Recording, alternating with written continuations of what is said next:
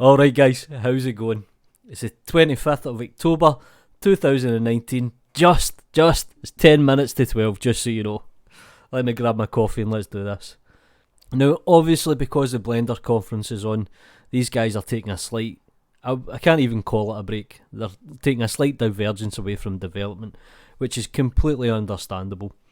So generally it's bug fixing and documentation, and I did mention this last week. You can have all the best features in the world, but if they're not documented, there's absolutely 0 point. Now there's one comment here from a developer which I found pretty damn funny. Might not make it in a 2.81 due to a hacky nature of proposed fixed, and I find that pretty damn funny. And it's also a really good thing. It means the developers aren't hacking something into the application. They're going to take their time and they're actually going to implement it in the correct manner. So it is pretty quiet on the development side. There is a few features. Workbench, background dithering disabled for final render. Grease Pencil has a new primitive polyline tool, pretty good. Shrink wrap, improved numerical stability of tangent normal project. So obviously these guys are kind of busy at the moment, so let's jump straight into the news. AMD joins Nvidia as Blender's development fund Patreon. My god, is there anybody not going to throw money at this project? That's AMD and Nvidia both throwing their hats into the ring. This could be pretty damn interesting. And if you just take a look at the development Blender fund, it's now sitting at just under 100,000 a month. Now that's a lot of money, and I think at the moment Blender now has more developers than most 3D applications on the market. So you're only going to see good things in the future. So it's nice, show me the money. Now, it's pretty hard to avoid the conference, but I did manage to catch the keynote. And there was one thing he said that was quite poignant and quite honest and quite admirable to a certain extent. And he says Blender's not the best software, which in reality you generally don't find a lot of higher ups speaking about the product in that manner. To me that actually speaks volume. You should always be honest about your product. There's always room for improvement, and Ton kinda gets that. And it was a breath of fresh air to actually see somebody step up in the plate and say, hey look, we could always be better. So highest respect goes out for that. But let's move on to tutorials. So I may have covered this last week, how to rig any character for animation in Blender in 10 minutes. Now this is from CGCookie. Check out his latest video. He's rendered 20 million trees for charity. So this is a whole kind of YouTube thing that's going on at the moment. Next tutorial up, how to paint a pattern to your texture in Blender 2.8.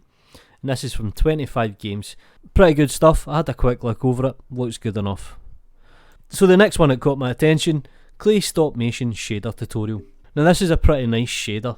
It's kind of hard to actually create this effect, especially the imperfections that you get on clay, especially when you're handling it. So recommend this tutorial. In CGCookie, Blender class modeling 2.8. So this is pretty much a 4-week class. So all the videos are now available, I do believe. So if you're needing a refresher how to model, or if you're just getting into Blender, can't recommend it enough. Now obviously I'm trying to still avoid the conference stuff because it's still coming in, but a quick mention goes to the world building in Blender, and this is from the Lazy Tutorials, and obviously it's Hubert. Pretty damn good example of how you can take one image and actually make geometry out of it. Something so simplistic turns into something so complex. It's excellent example, great presentation. And last tutorial mention is how to create dust particles in Eevee, and that's from Blender Made Easy. Now let's move on to the fun stuff. Let's go on to add-ons. So the first one up is one I can't pronounce. It's called SpeedRetopo.